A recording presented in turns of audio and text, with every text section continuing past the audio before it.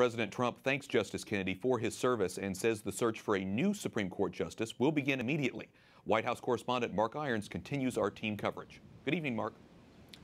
Good evening, Wyatt. President Trump called Kennedy a man of tremendous vision and now says he is prepared to nominate the next justice from a previously compiled list of 25 candidates.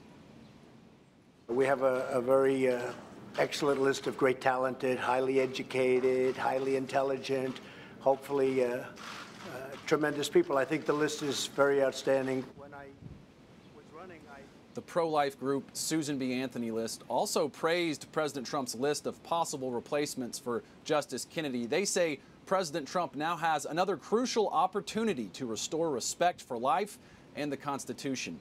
The Senate votes to confirm a president's Supreme Court nominee. It's a Republican-controlled Senate, the balance of power at stake in upcoming midterm elections. Today, a reporter asked if the president would wait until after the elections to nominate Kennedy's successor. The president said he hasn't really thought about it, but added, "I think you want to go as quickly as possible." Wyatt. White House correspondent Mark Irons reporting. Thanks, Mark.